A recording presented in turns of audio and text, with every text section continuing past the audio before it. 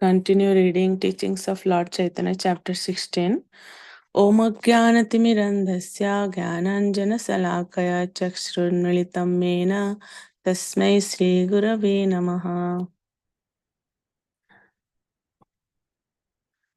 Another meaning of Atma is to endeavor. In every practice, there is endeavor, and the ultimate endeavor is to reach the highest perfectional stage of devotional service.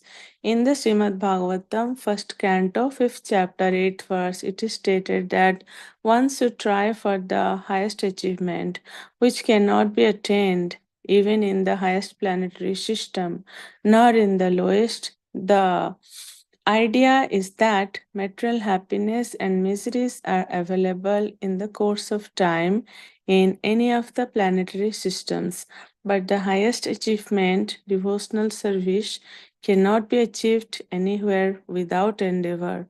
Therefore, in the Narad Puran, it is said that one who is serious about understanding the highest perfectional stage of devotional service simply by his endeavor can become successful in everything. One cannot therefore achieve the highest perfectional stage of devotional service without personal endeavor. And as is stated in the Bhagavad Gita, 10th chapter, for he who is constantly engaged in such devotional service, the Supreme Lord, who is situated in everyone's heart, gives the intelligence by which he can make undeterred progress in devotional activities.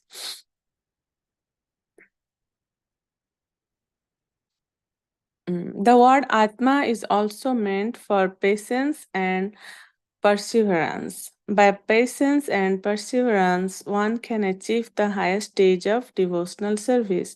Another meaning for Muni is the bird and large black bee.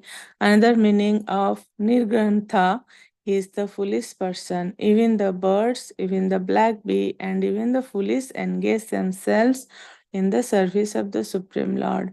When the pure devotee favors them, for example, it is stated in the Srimad Bhagavatam that the birds are devoted to the service of the Supreme Lord.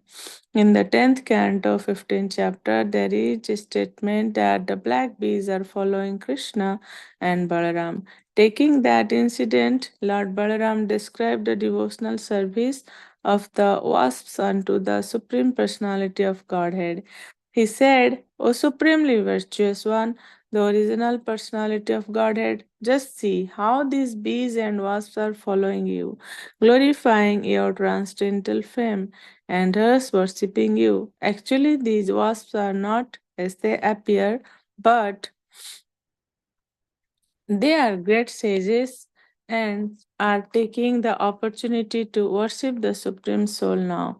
Although you are not knowable by ordinary persons, still they know you and they are following you and glorifying you. Similarly, there is another verse in Srimad Bhagavatam, 10th canto, 15th chapter, in which the peacocks were receiving Balaram and Krishna. And it is said in this connection, O worshipable one, just see how the peacocks who are returning to their nest are receiving you in full pleasure. The peacocks are just like the damsels of Braja, and the cuckoos on the branches of the trees are also receiving you in their own way.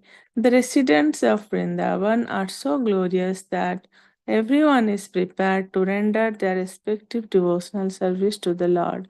Similarly, there is another verse in the Srimad Bhagavatam, 10th canto, 35th chapter, 11th verse, in which it is stated, Oh, just see how the cranes and swans on the water are singing the glories of the Lord, and they are meditating, standing in the water, worshipping the Supreme Lord.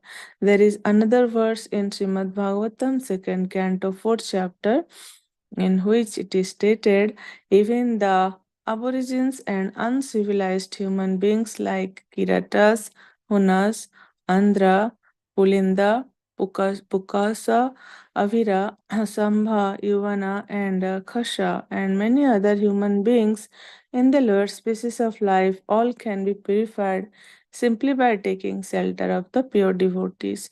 So Sukdev Goswami offered his respectful obeisances unto the Lord Vishnu, whose devotees can work so wonderfully.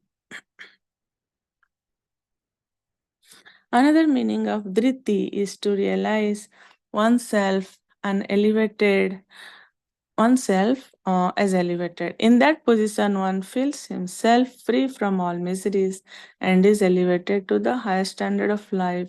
Therefore, all devotees of Krishna in full Krishna consciousness are free from all kinds of material pleasures. They are full with the service of the Lord and are always jolly, being engaged in such transcendental service. They are experienced men of happiness. They are so happy that they do not even desire to be promoted to the spiritual planets because they are happy in every sphere of life. Being fully entranced in the transcendental service of the Lord, they do not desire any material things or material sense pleasures.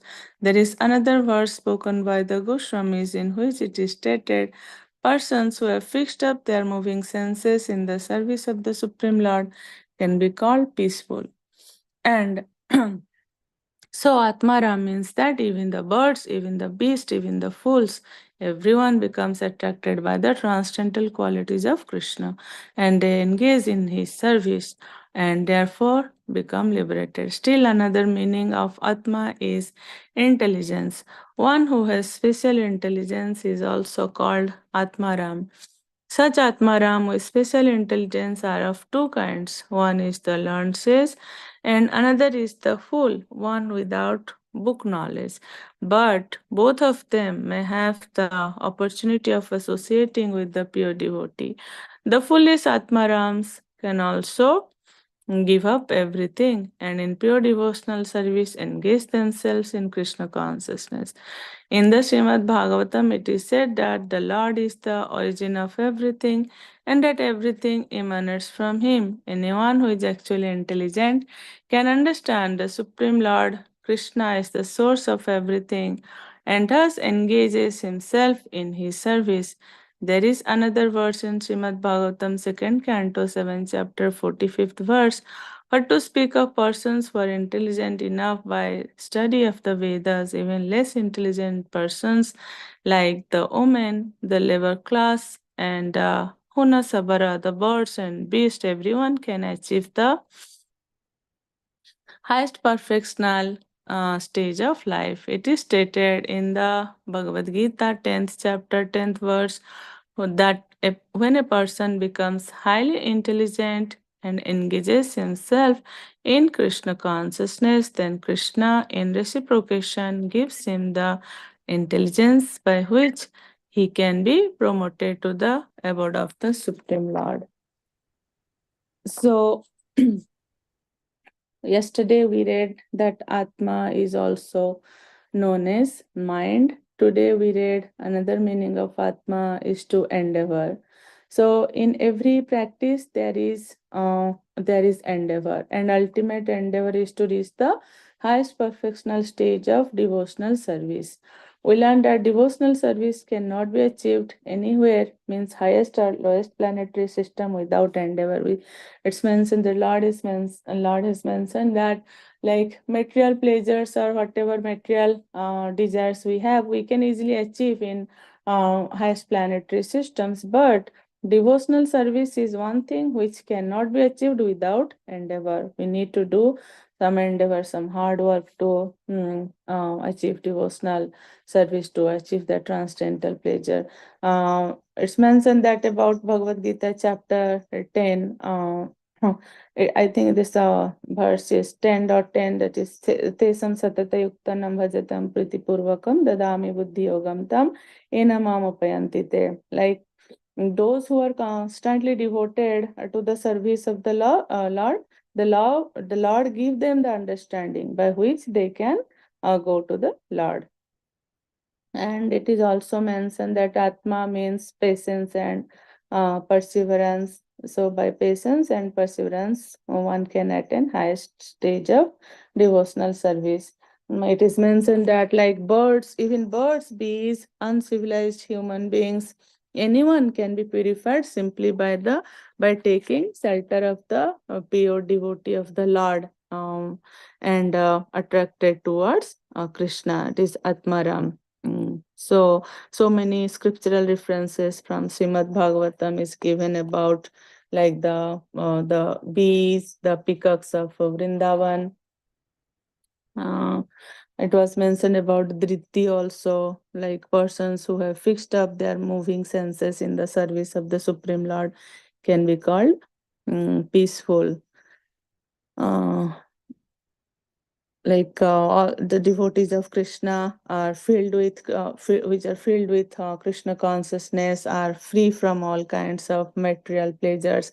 They're so happy in their devotional activities that they even don't desire for liberation. They're so satisfied from different spheres of their life.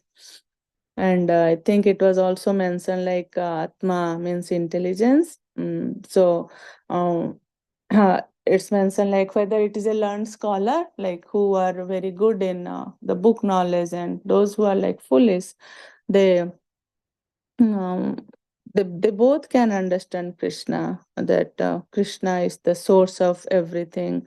Everything originates from Krishna. Isopanishad mantra 1 also says, Isavasham idam sarvam yat kinchena jagatam jagat. So everything emanates from Krishna. Everything belongs to this. Everything belongs to Krishna. Yeah, that's my understanding from today's reading. And